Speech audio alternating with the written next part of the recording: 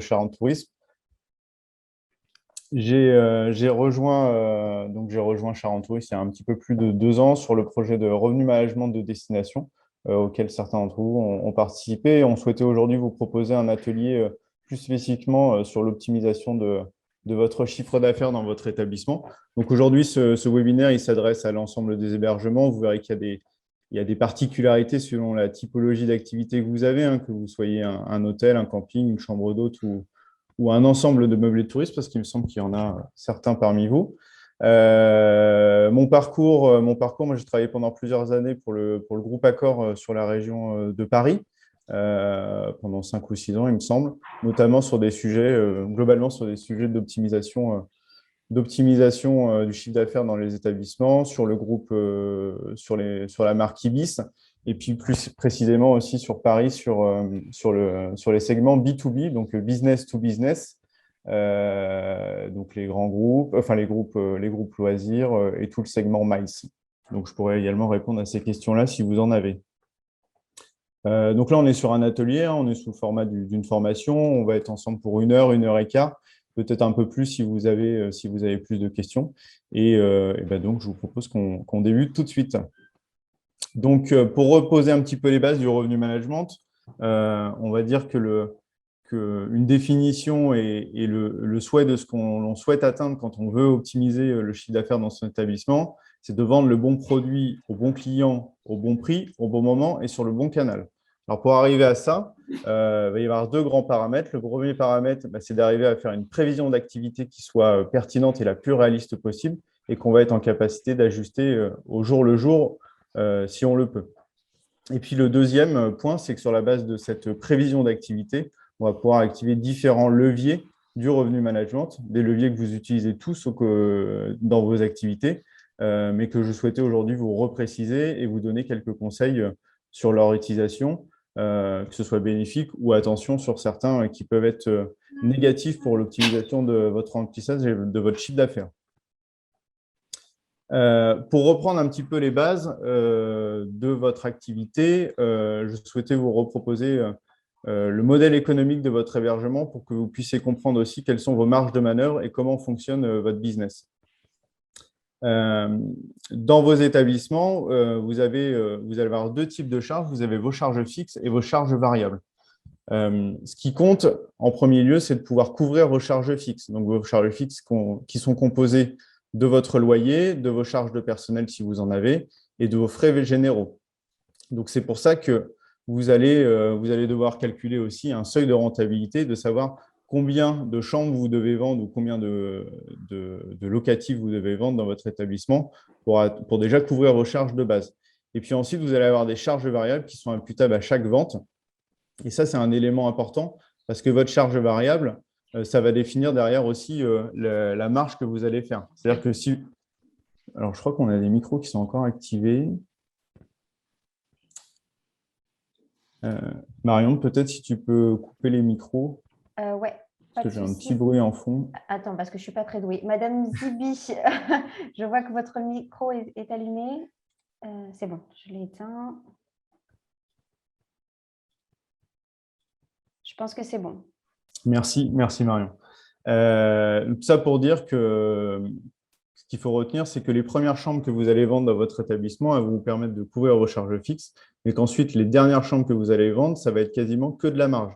Donc, c'est pour ça que c'est un idéal aussi à atteindre d'avoir un taux d'occupation qui s'approche et même qui atteint 100%, parce que sur les dernières chambres que vous vendez, c'est purement quasiment que de la marge, moins les charges variables que vous avez, qui vont être, suivant la catégorie d'établissement, de 15 à 30 euros par chambre. Un deuxième point important à considérer, et vous verrez que c'est un levier qui est très important et pour moi le plus important, c'est la visibilité que vous avez sur les segments de clientèle que vous avez dans votre établissement, qui vont se diviser en 2 grandes parties. On va avoir donc les segments B2C, donc vos clientèles grand public, tout ce que vous affichez sur le web et que vous prenez au téléphone sur vos tarifs, votre tarif FRAC, hein, c'est comme ça qu'on l'appelle. Dans ces tarifs B2C, vous allez avoir tout ce que vous allez vendre en direct et ce que vous allez vendre en indirect. Donc, direct, ça va être le mail, le téléphone et votre site Internet. Et l'indirect, ça va être les OTA comme Booking, Expedia, Airbnb et d'autres plateformes. Sur ces tarifs-là, il y en a qui sont plus ou moins contributeurs. Le direct est le plus contributeur et l'indirect est moins contributeur dans le sens où vous allez devoir vous acquitter de commissions auprès de ces plateformes. Un autre point à détailler, c'est, donc, comme vous voyez, un flex et no flex. Donc, flex, ça veut dire tarif flexible. C'est un tarif qui, dans la majorité des cas, va être annulable et remboursable jusqu'à jour J. Et les tarifs non flexibles qui vont être un peu moins chers, mais qui vont vous permettre aussi de sécuriser vos réservations. C'est ce que pour beaucoup vous utilisez le plus et qui va donc obliger le client à s'acquitter soit d'art ou d'un prépaiement. Et puis, vous avez une deuxième grande catégorie qui sont les tarifs B2B, donc business to business. Et ça va toujours être des tarifs négociés. Dans ces segments-là, vous allez avoir donc les clientèles corporate, donc ce sont les voyageurs d'affaires individuels.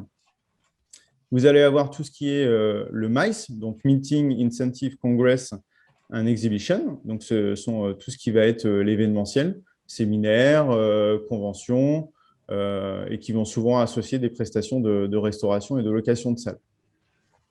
Donc, ça va être pour la partie vraiment business corporate. Et puis, vous avez la partie loisirs, donc les wholesalers. Ce sont les clients qui vous viennent individuellement depuis des agences de voyage ou des tours opérateurs. Et puis les groupes loisirs qui peuvent à la fois venir d'agences de voyage, comme ils peuvent venir en direct dans votre établissement. C'est le cas notamment sur les sportifs, les associations, les clients comme ça. Et puis, une dernière catégorie, mais qui est peu présente dans nos établissements sur la destination, ce sont les équipages. Donc, les équipages qui ont la particularité donc d'être depuis les compagnies aériennes de manière générale. Ça peut aussi être via la SNCF. Et ces équipages-là, ils vont avoir des besoins spécifiques. Ils n'arrivent pas forcément aux mêmes horaires que les autres. Pour autant, ça peut être un bon matelas de clientèle pour votre établissement. Donc, déjà, dans votre établissement, ce qui est important, c'est de pouvoir avoir une visibilité sur les segments de clientèle. Si vous connaissez vos clients, vous connaîtrez aussi leur habitude de consommation et leur habitude de réservation, et vous pourrez vous adresser à eux et leur faire des propositions qui sont adéquates.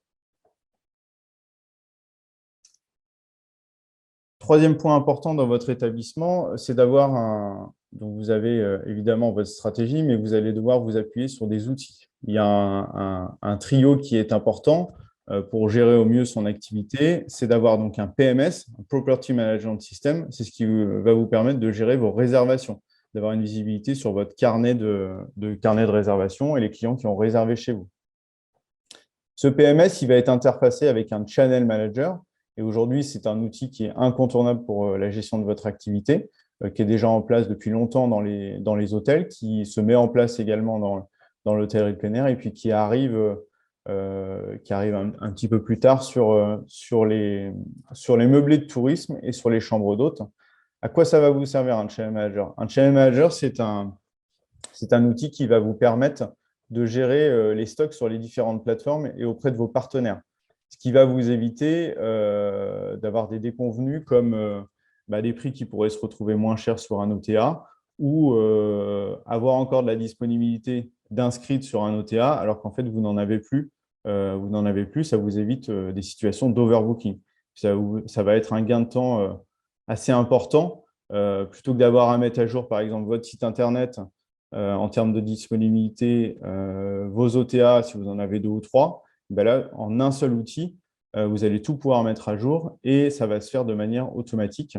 C'est-à-dire qu'à chaque fois que vous allez avoir une réservation sur un des canaux de distribution, ça va se décrémenter automatiquement.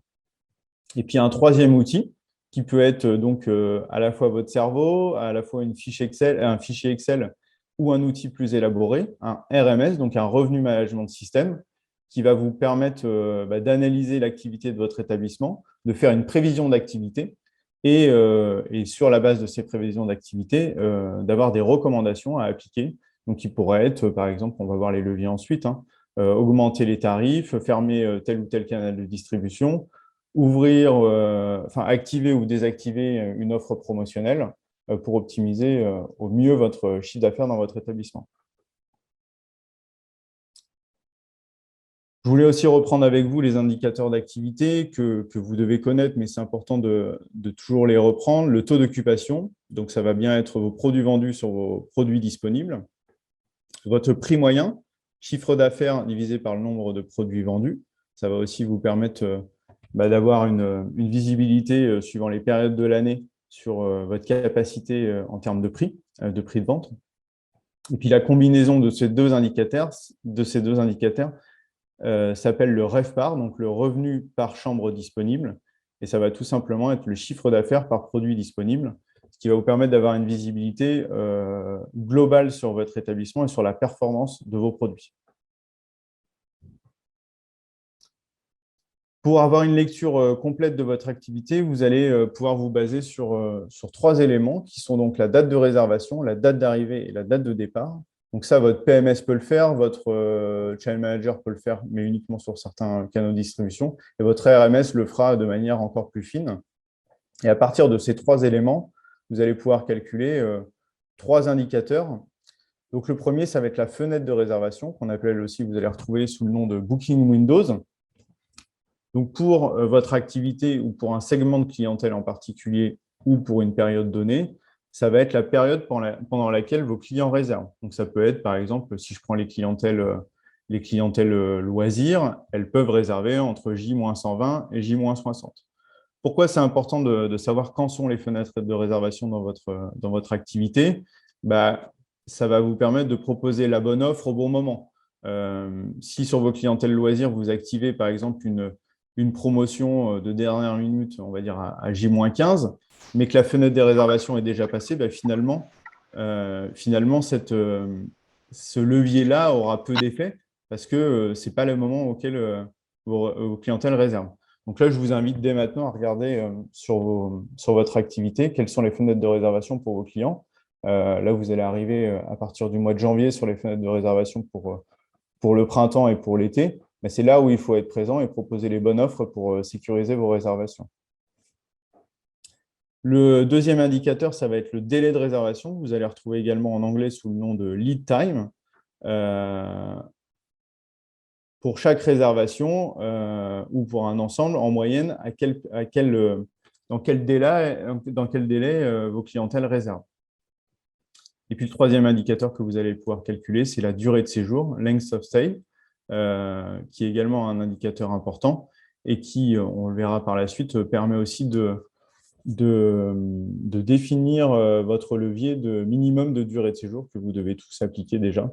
On y reviendra dessus. Alors, pour pouvoir faire du revenu management, il y a 4 prérequis et c'est pour ça qu'on ne va pas pouvoir le faire dans toutes les activités. Donc, dans le tourisme, on peut le faire sur les hébergements, on peut le faire dans l'aérien, on peut le faire dans la SNCF le fait très bien également. Et puis, il y a d'autres secteurs dans lesquels on pourrait le faire. Par exemple, dans les cinémas, on pourrait faire ça. Dans les activités de coiffure, on pourrait le faire également. Pourquoi? Parce qu'il y a 4 prérequis. Alors, le premier prérequis, c'est que vous avez une capacité fixe. Ça veut dire que vous n'allez pas être en capacité d'adapter votre offre à la demande. Donc, si vous avez un établissement d'une centaine de chambres, si vous avez 150 demandes, vous allez pouvoir en accueillir que 100. Et si on peut résumer le métier du revenu manager, c'est de trier les clients et de sélectionner les clients qui sont les plus contributeurs pour votre activité. Donc, sur les 150 dont je vous donne l'exemple, l'objectif, ça va être de prendre les 100 qui sont les plus contributeurs en termes de chiffre d'affaires. Vous avez des charges variables faibles, ce qui veut dire que vous avez une capacité à faire varier votre prix assez facilement. Votre activité, elle est saisonnalisée, donc votre demande elle va varier selon le calendrier et les événements, ce qui veut dire qu'il faut que vous ayez une bonne lecture de la saisonnalité sur votre activité, à la fois sur les vacances scolaires, sur les différentes périodes de l'année, et puis aussi suivre les événements. Ça, c'est un travail que vous devez faire. Vous pouvez aussi vous appuyer sur l'Office de tourisme qui met à disposition ces éléments. Mais le calendrier, c'est vraiment ce qui va conditionner. Si vous avez un calendrier qui est défavorable, vous ne pourrez pas avoir une activité qui est performante. Et le dernier point, c'est que vous avez un produit qui est périssable. ce qui veut dire que ce que vous n'avez pas vendu aujourd'hui, vous ne pourrez pas le revendre demain. Donc, c'est définitivement perdu. Quand vous faites 80% de taux d'occupation, les 20% de taux d'occupation qui ne sont pas réalisés, vous ne pouvez pas les reporter sur le lendemain. Donc, c'est aussi ça un élément à prendre en compte pour ne pas perdre des produits. On va donc identifier les grandes périodes d'activité sur votre établissement. Donc là, je vous ai mis un exemple sur la destination des Charentes avec des saisons basses, moyennes et hautes. Mais il faudra aller dans plus de détails, c'est-à-dire que pour chaque jour de l'année, il faudra que vous puissiez identifier quel est le niveau de contrainte sur votre activité.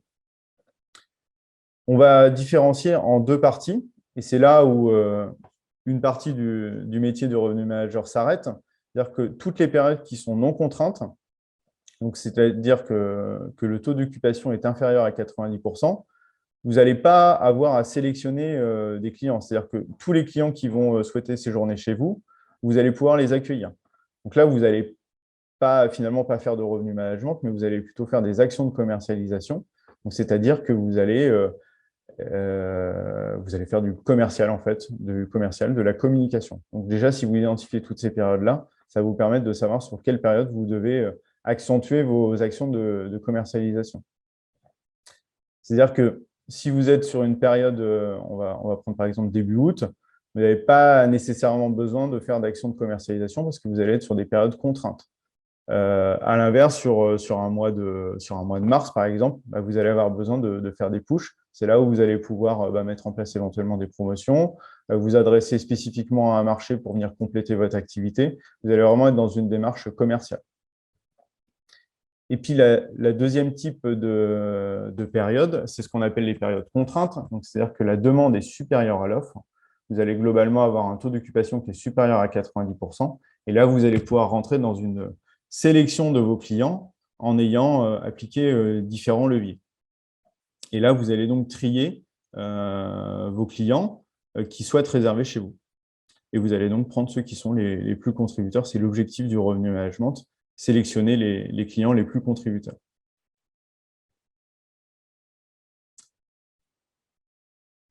Concernant le cycle du revenu management, qui va être donc une boucle qui se doit d'être vertueuse, la première étape, c'est la collecte de la donnée. Dans votre établissement, aujourd'hui, à travers votre PMS, vous êtes en capacité de collecter de la donnée.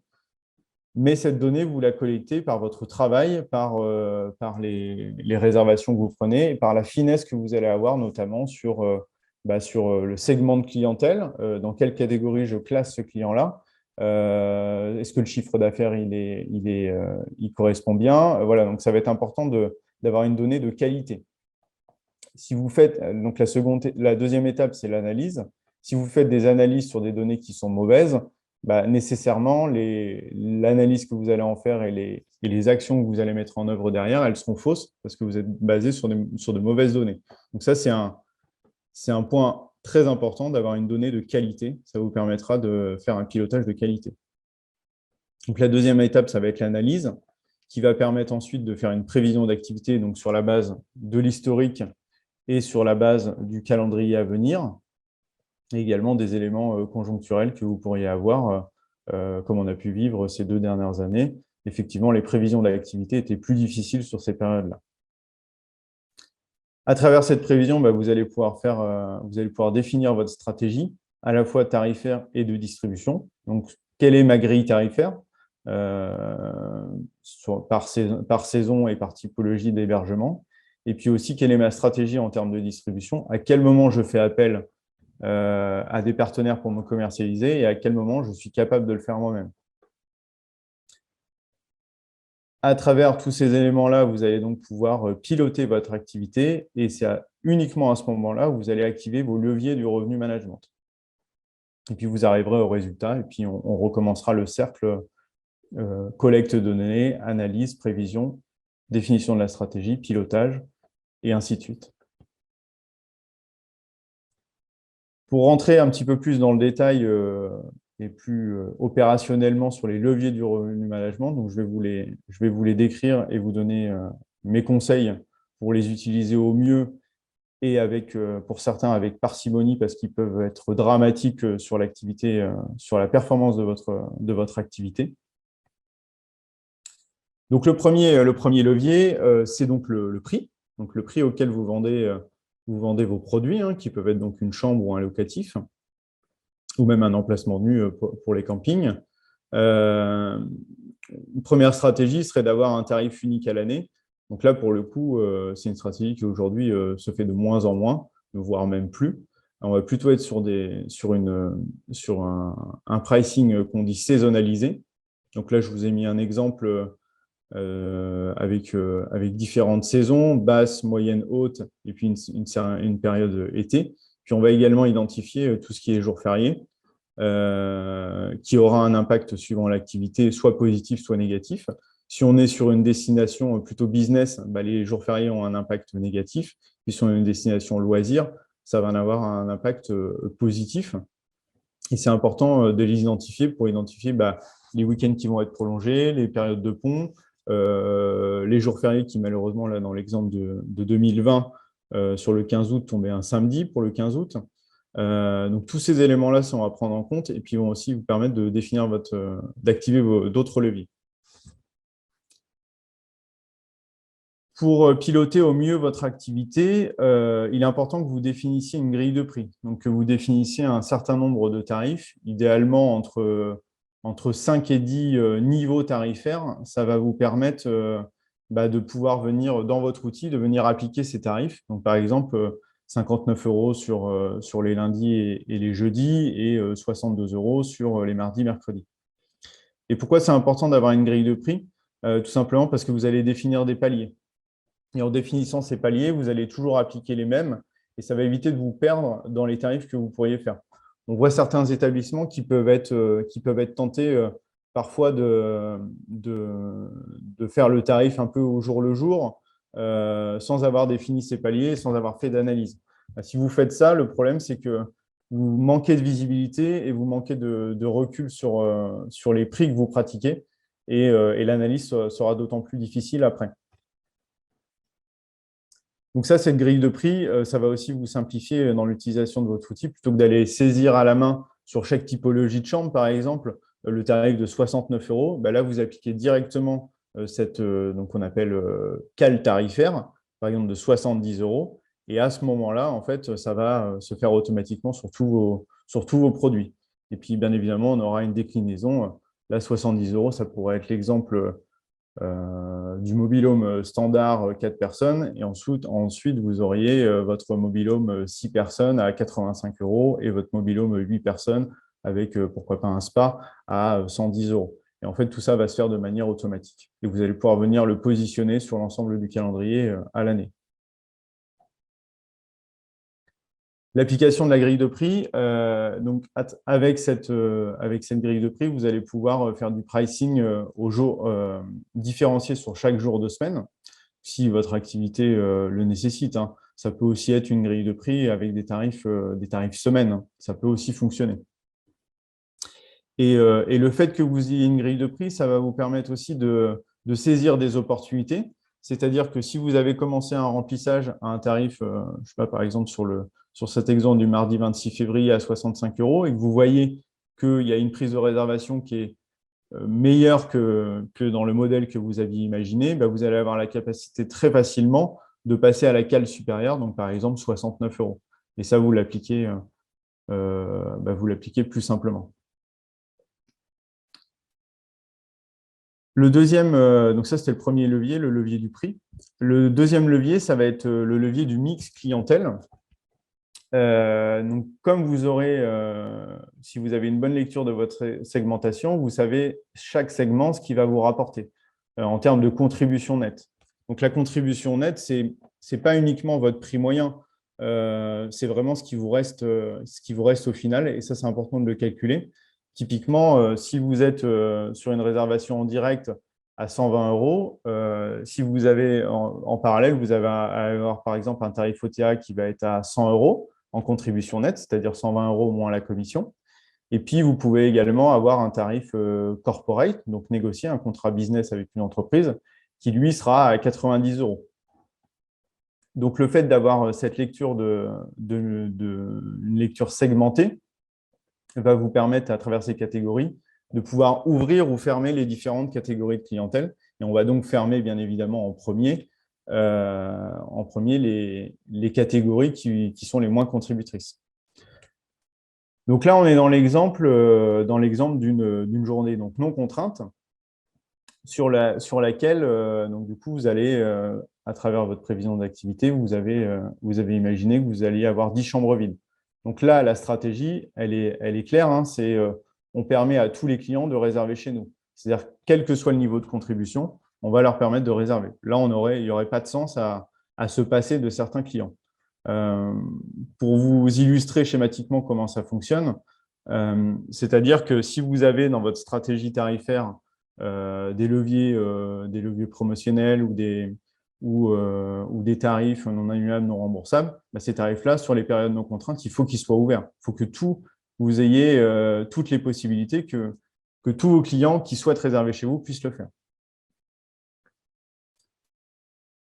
Dans un second exemple, donc, où nous serions dans une journée contrainte, c'est-à-dire que notre demande est supérieure à notre offre, on a donc dans l'illustration que j'en fais ici, si on n'a pas de pilotage, et ce qu'il faut retenir, c'est que la yield classe A, donc celle qui est la plus contributrice, réserve en dernier.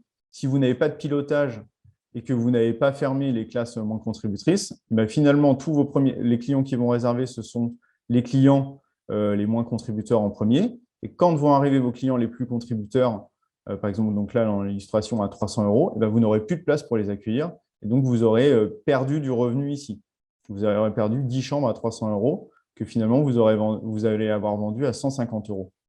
Voilà pourquoi c'est important d'avoir cette prévision d'activité et de pouvoir piloter et anticiper.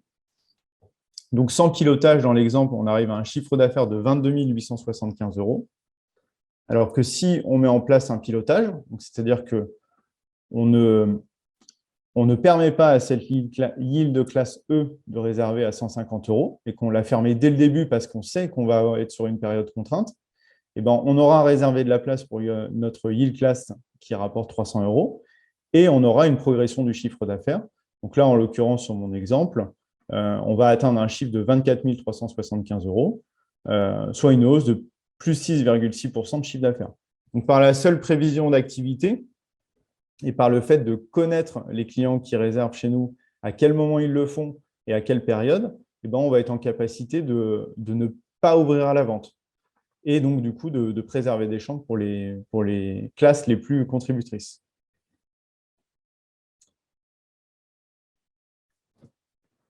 Un autre levier que vous pouvez utiliser suivant la typologie de votre établissement, alors ce n'est pas applicable à tous, mais c'est important de l'avoir en tête parce que vous pourriez l'utiliser parfois. Et là encore, par l'analyse de vos segments de clientèle, vous allez savoir le type de client qui annule plus ou moins. Donc, dans mon exemple, on est donc donc là, vous avez pris toutes vos réservations, vous êtes à J-1, et donc du coup, sur les 100 clients qui ont réservé chez vous, 5 ne vont pas venir et 10 vont annuler tardivement. Si on a une bonne analyse de l'activité et qu'on connaît bien ces segments de clientèle, on va pouvoir anticiper ces no-shows et ces annulations tardives. Et donc, on va donc augmenter la prise de réservation, c'est-à-dire qu'on va prendre 15 clients de plus, donc on va monter en overbooking. Et pourquoi c'est important de le faire? Parce que comme on sait qu'on va avoir des annulations, si on ne prend pas plus de réservations qu'on a de capacité, tout simplement, on finira avec 85 chambres, donc 85% de taux d'occupation. Alors que si on a augmenté, si on a fait de l'overbooking, là, on va réellement atteindre les 100 chambres vendues sur l'établissement. Et là, typiquement, là, très clairement, on est sur les 15 dernières chambres, c'est quasiment que de la marge. Et donc là, c'est là où vous allez vraiment pouvoir développer votre chiffre d'affaires. Donc ça, j'ai bien conscience que l'overbooking, ce n'est pas applicable dans tous les établissements, mais c'est quelque chose qui peut se développer, notamment sur les hôtels, parce que vous savez que vous avez des clientèles qui sont amenées à annuler. Vous allez pouvoir mettre ça en place Et ça va vous permettre de pouvoir faire plus de complets. Les complets, on sait que c'est quelque chose d'important parce que c'est là où on fait le plus de chiffre d'affaires et on fait le plus de marge aussi. Un autre levier qui est beaucoup utilisé, pour le coup, qui est utilisé par toutes les typologies d'hébergement, qui peut être utilisé à plus ou moins bon escient, et il est important de bien comprendre comment ça fonctionne un minimum de séjour. Donc là, je vais vous lire la définition. La restriction de durée de séjour, qu'on appelle, vous retrouvez dans vos outils, le min-stay, c'est donc un levier du revenu management qui permet de contraindre la réservation aux seuls clients qui souhaiteraient séjourner plus de X nuits. Donc ça, c'est un seuil à définir. Ce qui veut dire que quand on applique un minimum de séjour, on va refuser toutes les demandes qui seront inférieures. Donc, si j'applique un minimum de séjour de 3 nuits, ça veut dire que je refuse tous les clients qui souhaitent réserver 1 ou 2 nuits dans mon établissement. Donc, ça veut dire que là, je suis déjà dans la sélection de mes clientèles. Donc par exemple, sur un camping, quand vous appliquez un minimum de séjour de 7 nuits, ça veut dire que tous ceux qui souhaitent réserver, par exemple, un séjour de 4 nuits, ils ne peuvent pas le faire. Ce sont des clients que vous perdez. On peut le voir aussi sur d'autres établissements qui appliquent des minimums de séjour de 3 nuits sur des week-ends. En faisant ça, vous refusez tous les clients qui veulent venir 2 nuits. Donc, c'est un levier qui doit être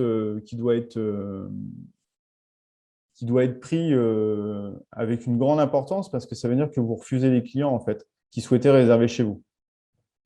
Et comme je vous l'ai dit, pour faire le lien avec les périodes contraintes et non contraintes, tant que vous êtes en période non contrainte, vous ne devez pas appliquer le levier du revenu management. C'est-à-dire que quand vous êtes en période non contrainte, vous n'appliquez pas de minimum de séjour. Alors, pour certains établissements, en termes de rentabilité, il se peut qu'une nuit ne soit pas assez rentable. Encore faut-il que ça reste, que ce soit réel et qu'effectivement, vous ayez plus de pertes que de chiffre d'affaires. Enfin, plus de dépenses que de chiffre d'affaires.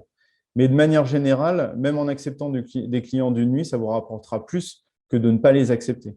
Donc, c'est vraiment un levier qui doit être appliqué en bonne connaissance de cause avec une bonne prévision d'activité. En faisant sauter ce levier du minimum de séjour, vous pouvez grandement améliorer votre chiffre d'affaires parce que tout simplement, vous allez permettre à de nouveaux clients de réserver chez vous. Alors après, en termes opérationnels, ça peut avoir des conséquences sur des locations. Ça veut dire que vous allez peut-être devoir faire le ménage 2 fois dans la semaine. Mais malgré tout, c'est quelque chose qui sera bénéfique. Et plutôt que de ne pas vendre une semaine de 7 jours, vaut mieux vendre un séjour de 4 nuits.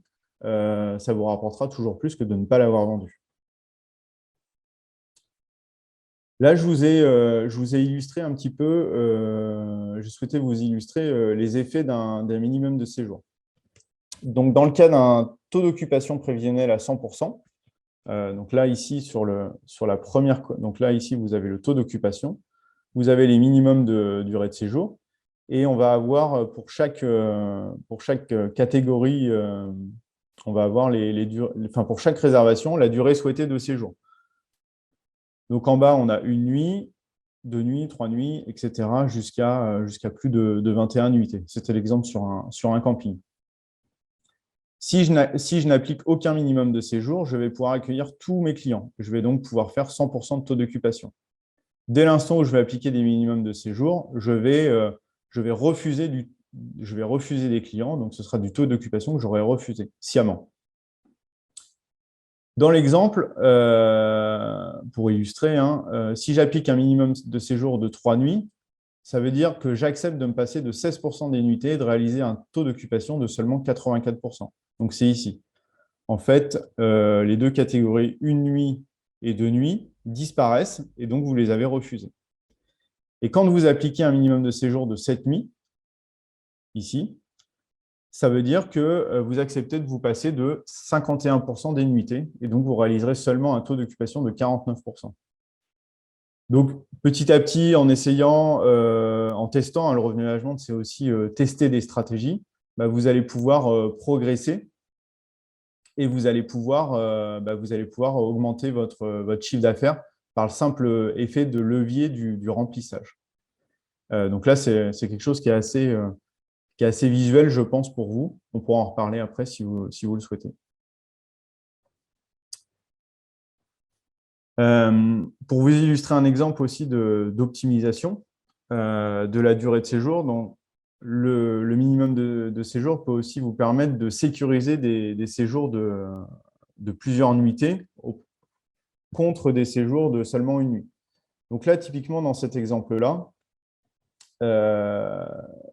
donc je vais avoir mes clients qui réservent une nuit, qui réservent en premier. Donc évidemment, c'est de la théorie, hein. Après, quand on rentre dans l'activité, et ça on pourra le faire ensemble, il faut rentrer dans plus de détails et avoir une vision plus fine. Là, on est vraiment pour schématiser les effets des durées de séjour et comment on peut les utiliser positivement. Donc là, typiquement, si je n'applique pas de contrôle de durée de séjour, je vais refuser mes clients qui souhaitent séjourner 2 nuits. Ce qui veut dire que sur ma première nuit, je vais avoir 50 chambres de vendues à une nuit, et sur ma deuxième nuit, je vais avoir 100 chambres vendues à une nuit. J'aurais donc refusé tous mes séjours de 2 nuits, soit donc la demande elle était de 30 chambres, donc 60 chambres. Si j'applique un contrôle de durée de séjour, c'est-à-dire que je vais sécuriser pour mes clients qui souhaitent venir 2 nuits, donc je vais allouer 30 chambres aux clients qui souhaitent venir 2 nuits, eh ben, je vais refuser sur la deuxième journée ceux qui veulent venir qu'une seule nuit, et ça va me permettre d'optimiser le remplissage. Donc là, au lieu de 150 chambres vendues sans contrôle, j'en aurais vendu 180. Et là, tout simplement, j'augmente mon activité de 20%. Donc derrière, en termes de prix moyen, ça ne se traduit pas forcément par 20% en termes de chiffre d'affaires, mais malgré tout, ça sera toujours plus important que de ne pas les avoir vendus.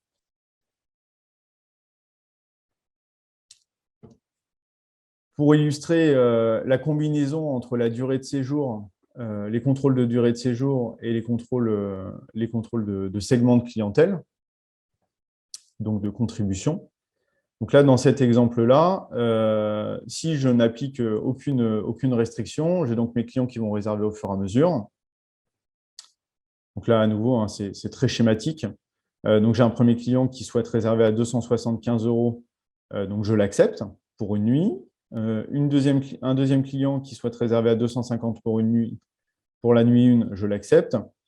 Un troisième client qui souhaite réserver à 220 € pour la deuxième nuit pour une nuit. Et puis ensuite, je vais avoir 2 demandes que je vais refuser, tout simplement parce que je n'ai plus de disponibilité. J'aurais donc refusé 2 clients qui souhaitaient séjourner 2 nuits, et en plus de ça, je vais me retrouver avec une chambre vide sur la deuxième nuit parce que je n'ai pas de demande pour une nuit. Donc là, à nouveau, hein, la prévision d'activité, elle est importante. Ça permet de savoir quelle va être la demande pour mon établissement. Donc là, dans cet exemple-là, j'arrive, sans aucune restriction, sans aucun levier, j'arrive donc à un chiffre d'affaires de 745 €. Si j'applique un minimum de 2 nuits, eh ben, je vais prendre uniquement mes clients qui viennent 2 nuits. Là, je vais donc augmenter mon chiffre d'affaires de 1% seulement. Donc, je vais atteindre un chiffre d'affaires de 750 €. Et c'est là, donc là, effectivement, le levier durée de séjour aura peu d'effet. Vous allez baisser un petit peu vos coûts parce que vos clients ils restent 2 nuits. Donc, forcément, quand ils restent 2 nuits, ça vous coûte moins cher, hein. Si vous êtes un hôtel, vous avez uniquement la recouche à faire, et si vous êtes une location, vous n'avez rien de plus à faire. Mais on peut aller encore plus loin en combinant les deux. C'est-à-dire que je vais combiner à la fois de prendre les clients qui sont les plus contributeurs et ceux qui restent le plus longtemps, mais avec un niveau de contribution suffisant. Donc là, je vais accepter le client qui vient une nuit à 275 €. Le deuxième client qui vient une nuit à 250, je vais le refuser. Donc là, par le levier, dès que j'aurai vendu la première nuit, je vais fermer la réservation à une nuit. Celui qui voulait venir sur la nuit 2 à 220 €, je vais le prendre également. Donc, il va rester une nuit. Et puis ensuite, je vais prendre la durée de séjour de 2 nuits à 200 €. Et là, j'aurai atteint donc un chiffre d'affaires de 895 €, soit plus 20% de chiffre d'affaires, par le simple effet d'avoir su prioriser mes typologies mes segments de clients et d'avoir su prioriser les durées de séjour. Donc, quand on pilote une activité et quand on souhaite mettre en place du revenu management, il faut se prémunir de différents fléaux, hein. Donc, ça, c'est des définitions que vous pourrez utiliser dans le langage quand vous discutez de revenu management. Le premier fléau, donc, c'est de gâcher. Ça veut dire qu'on a vendu à des clients qui étaient moins contributeurs que ce qu'on aurait pu. Ça veut dire qu'on a accepté, comme dans le premier exemple, avec la yield class à 150 euros, on a gâché. C'est-à-dire que plutôt que de pouvoir le vendre à des clients plus contributeurs, on l'a vendu à des clients qui rapportent moins.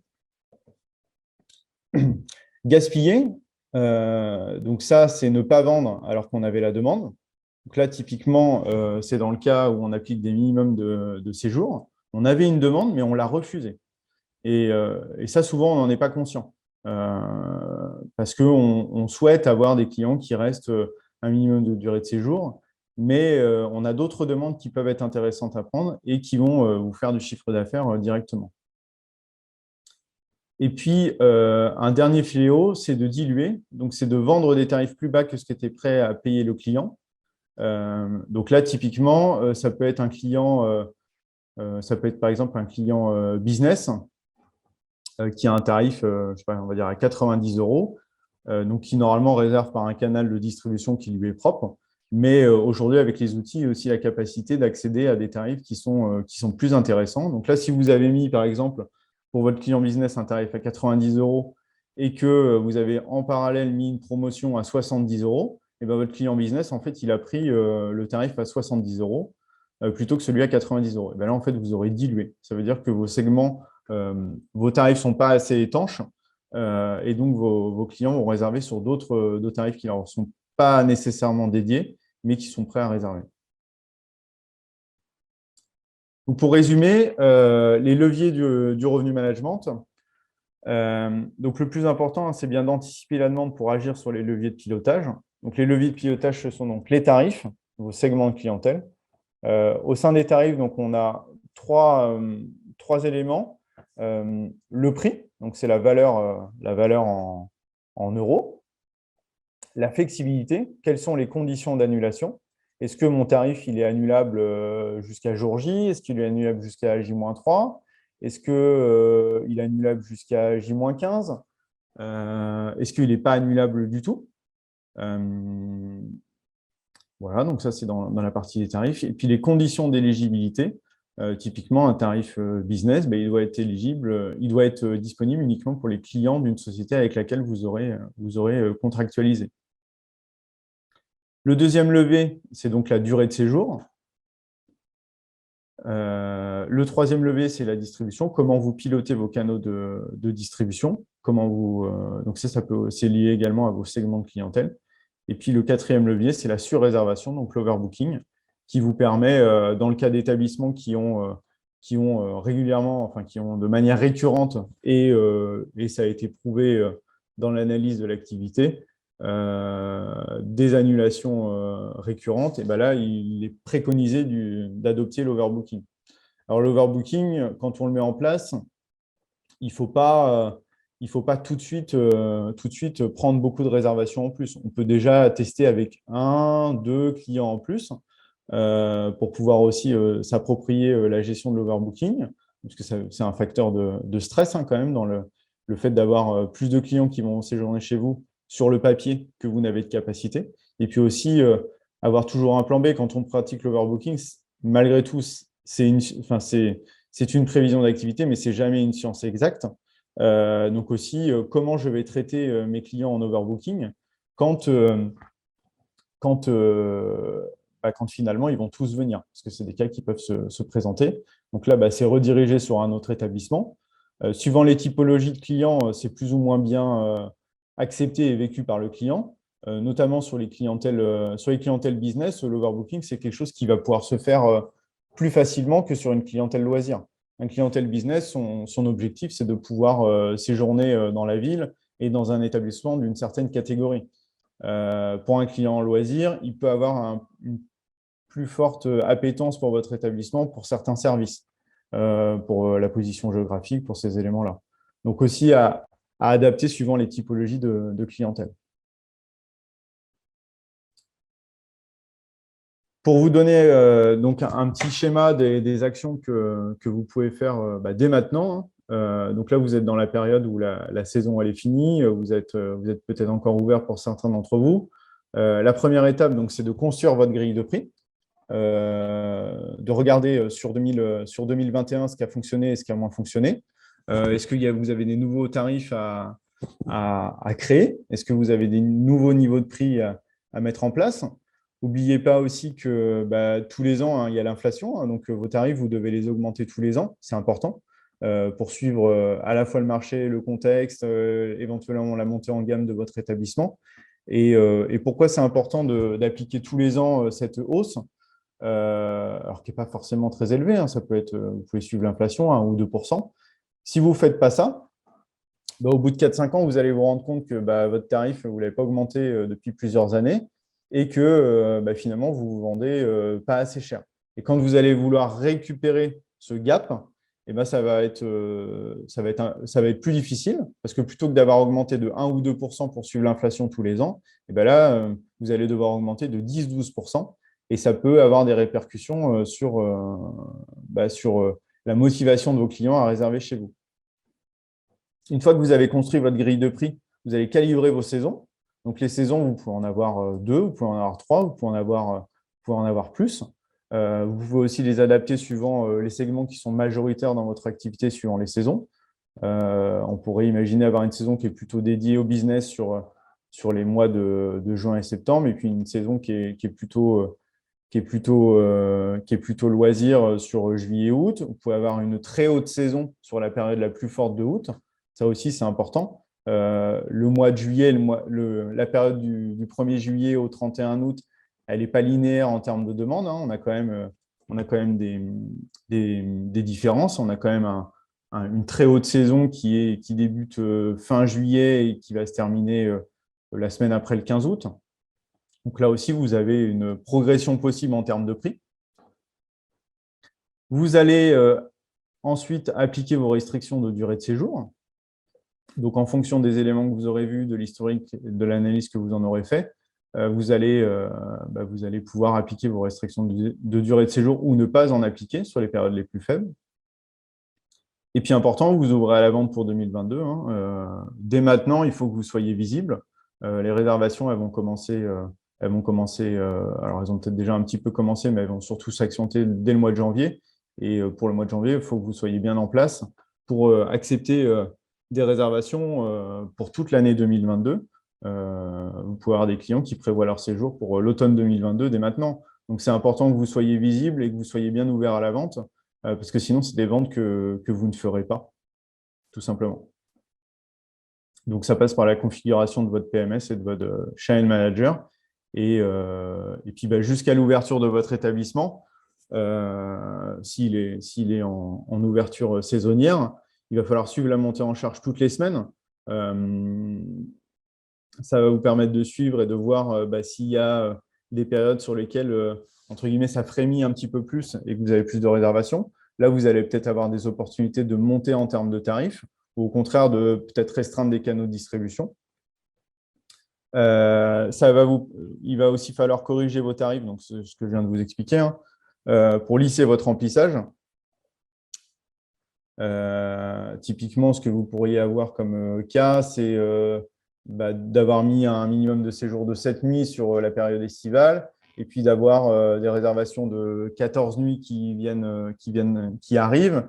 Et puis finalement, vous vous retrouvez avec une semaine où vous allez avoir plus de difficultés à les vendre. Donc ça aussi, il faut s'en prémunir pour arriver à bien lisser. Le pire, c'est vraiment de ne pas avoir anticipé des périodes et de vous retrouver avec des chambres ou des locatifs vides.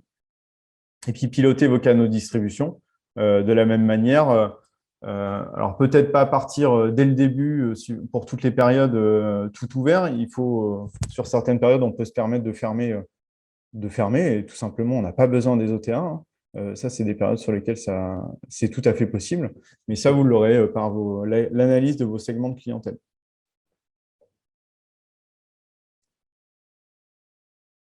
Donc ça, c'était pour la partie vraiment revenu management. Et puis aussi, un autre outil que je souhaitais vous partager pour la définition et puis bien avoir la lecture, prendre le recul, là, c'est la bonne période pour le faire, sur votre activité.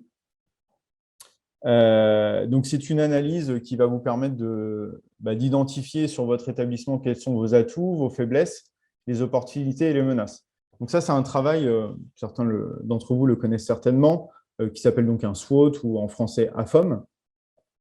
Donc là, où vous posez vraiment sur votre activité et sur le marché sur lequel vous êtes. C'est de lister quels sont les atouts de votre établissement. Donc, les atouts, ça peut être, par exemple, moi, je suis à 200 mètres de la plage. Moi, dans mon établissement, j'ai des chambres d'une grande taille, d'une grande superficie. Qu'est-ce que je peux avoir? J'ai des services supplémentaires. Par exemple, j'ai une piscine. Ça, ce sont des atouts pour votre établissement. Et puis, vous allez également lister vos faiblesses. Ma faiblesse, qu'est-ce que ça peut être votre faiblesse? Par exemple, j'ai un hôtel, mais j'ai pas de restaurant. Ça peut être une faiblesse. Si vous n'avez pas de restaurant. Qu'est-ce que vous pouvez avoir d'autre comme faiblesse? Vous pouvez avoir les superficies des chambres, typiquement. Ça peut être une faiblesse.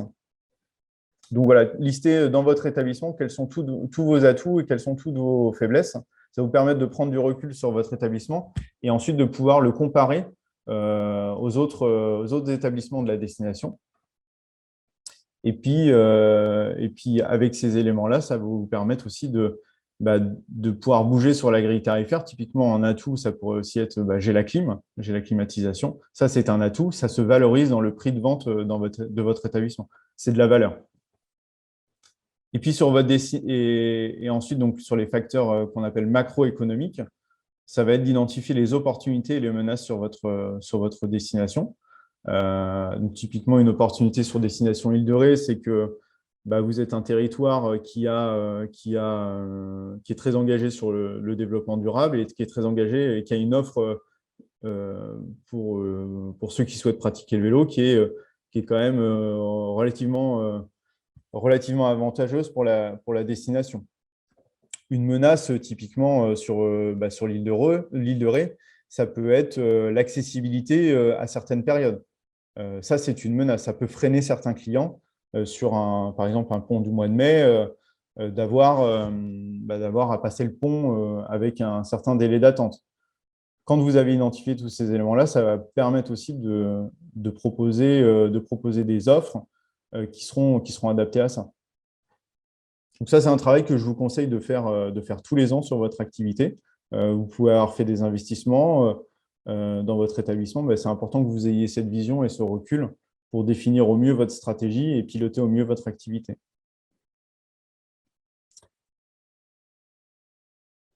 Si vous souhaitez aller plus loin et plus précisément dans l'activité, parce qu'on est là on est sur un domaine généraliste pour vous présenter ce qu'est le revenu management et comment utiliser les leviers, mais après, il y a bien évidemment une adaptabilité et une personnalisation des recommandations pour chacune de vos activités.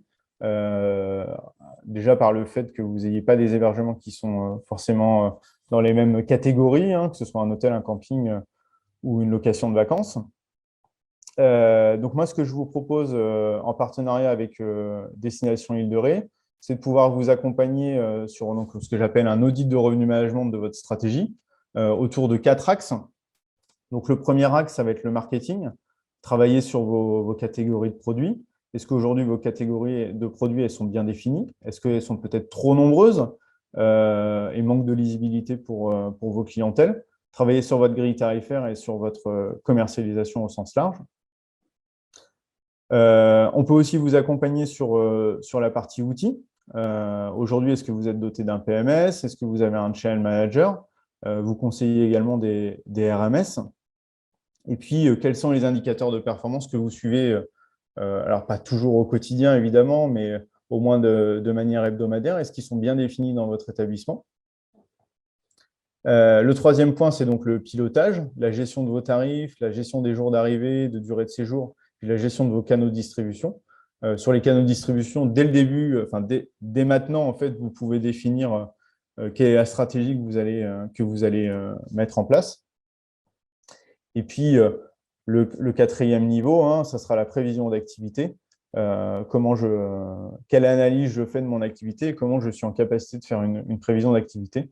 Donc ça, c'est des choses sur lesquelles je peux vous accompagner et Charente Tourisme pour vous aider à mieux performer dans votre activité. On arrive donc à la fin de la présentation et on va pouvoir passer à la partie questions-réponses. Merci beaucoup, Stéphane. Désactiver mon partage d'écran. Beaucoup d'infos. Oui. Oui. Bah, dans un atelier, c'est court, mais bon. Après, je suis à votre disposition pour rentrer plus dans le détail et je vous mettrai à disposition aussi le support de présentation. Parfait. Merci beaucoup, Stéphane. Je vous propose à ce que vous ouvriez vos micros si vous souhaitez interagir avec Stéphane à ce sujet, si vous avez des questions particulières par rapport à votre établissement. Pourquoi pas? Vous m'entendez ou pas? Très bien, on vous entend. Ok, parfait. Merci beaucoup du coup pour cette présentation. C'était clair et synthétique, donc bravo. Merci. Moi, je me suis confronté à une limite, notamment sur l'établissement des paliers prix en fait, de la grille tarifaire. Parce que quand on part de zéro, effectivement, c'est tout à fait logique et facile à mettre en place. Par contre, quand on a déjà une grille tarifaire qui est établie avec un niveau de complexité, on va dire 10 paliers prix, mais qui ont été faits, qui ne sont pas ordonnés, ça va avoir des impacts forts en fait sur le revenu final quand on va prendre une décision de mettre plus bas pour se caler sur un palier structuré ou garder les paliers qui sont déjà présents mais qui ne sont pas structurés de manière logique. Donc, est-ce qu'on a vraiment besoin de cette logique de structure de grille évolutive, là, de 10 paliers par exemple? Ou est-ce qu'on peut tout simplement se caler sur les paliers qui sont déjà là, même s'ils ne sont pas ordonnés de manière logique? Alors, en fait, vous avez déjà une grille tarifaire. L'étape suivante, ça peut être, donc là, aujourd'hui, je n'en ai pas parlé, hein, il y avait déjà beaucoup d'éléments, c'est de mettre en place du pricing dynamique. Donc ça, c'est quelque chose que font les groupes hôteliers, hein.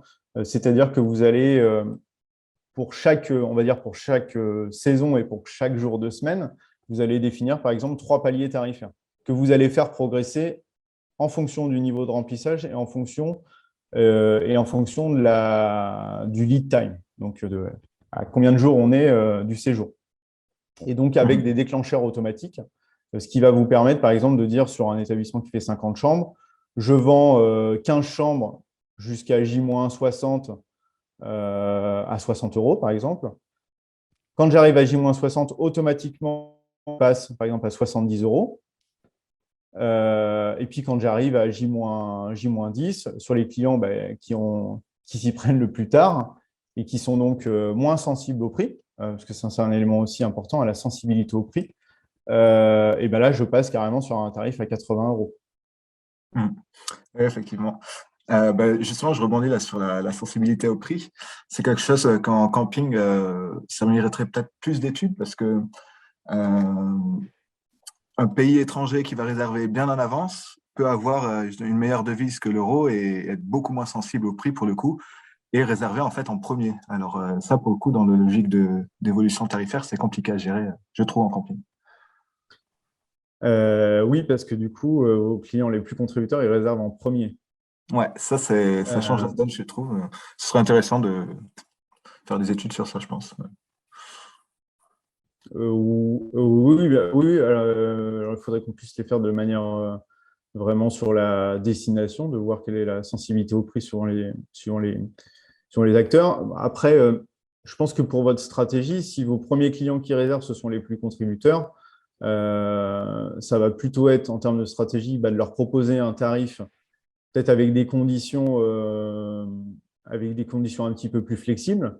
Et puis derrière, une fois que vous aurez passé cette fenêtre de réservation, par exemple des clientèles belges, vous seriez ensuite en capacité d'activer d'autres leviers, par exemple un tarif non annulable, non remboursable, et qui du coup les intéresserait peu, mais intéresserait par exemple une clientèle française. Et donc là, vous avez une différence de prix mais vous avez des tarifs qui n'ont pas les mêmes conditions. Donc là, vous allez jouer sur l'étanchéité de vos tarifs. Effectivement, avec les restrictions. Ouais. Ok, merci. Y a-t-il d'autres questions? N'hésitez pas à allumer votre micro. Vous pouvez également les poser dans le fil de discussion hein, si vous souhaitez. Oui.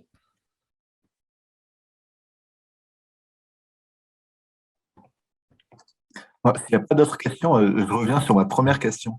En fait, c'était pas tant sur l'évolution des prix, donc tarification dynamique, c'est sur le fait que quand on part d'une grille préétablie, si on veut passer à un système de palier prix, en fait, ça va automatiquement changer notre grille initiale, en fait. Et donc, de notre année en cours à l'année d'après, ça va avoir de gros impacts sur le revenu. Je ne sais pas si vous voyez ce que je veux dire. En fait, on n'a pas 3 paliers 10, 20, 30 de manière logique, parce que la personne d'avant a fait 8, 12 et 35. Et là, on va dire, je voudrais structurer ça pour que ça soit une logique de palier, quoi, que la grille soit cohérente. Sauf que si je mets 10, 20, 30, il va y avoir des jours où je vais être beaucoup plus cher qu'avant et des jours beaucoup moins cher. Ça, c'est dur à gérer, je trouve. Je pense que si vous avez d'aussi grands écarts, pour le coup, il va falloir revenir sur votre grille de prix, voir aussi à quel prix réservent vos clients. Parce que si vous avez 90% de vos clients, voire même 95 qui réservent à 10, 15 et très peu qui réservent à 35, finalement, le palier à 35, il n'est pas pertinent.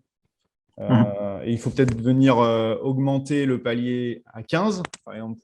C'est un exemple, je ne connais pas bien votre activité, mais et l'augmenter peut-être d'1 ou 2 euros. Ça vous permettrait, sur la grosse masse, d'avoir une progression de chiffres. Et à l'inverse, sur le palier à 35, à voir quel est l'impact si on le baisse, à la fois en termes de chiffre d'affaires et puis en termes de nouvelles réservations que ça pourrait générer. Ok, merci.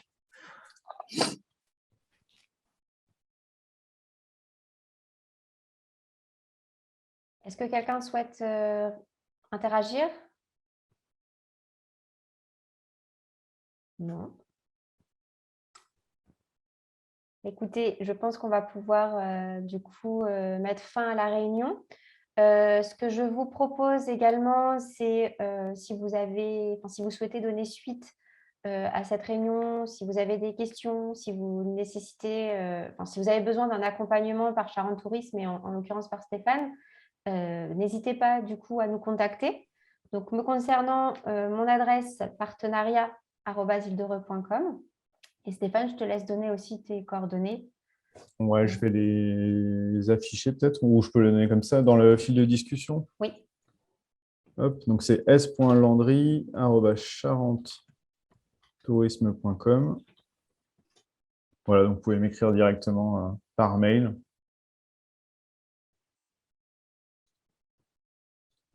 Et puis vous pouvez solliciter Marion pour mes coordonnées si vous souhaitez me contacter par téléphone directement. Bien, merci à tous pour votre participation. J'espère que ça a pu vous aider ou vous éclairer sur quelques points. Et puis, je vous souhaite une belle journée. Merci à tous pour votre écoute et puis à très bientôt, j'espère.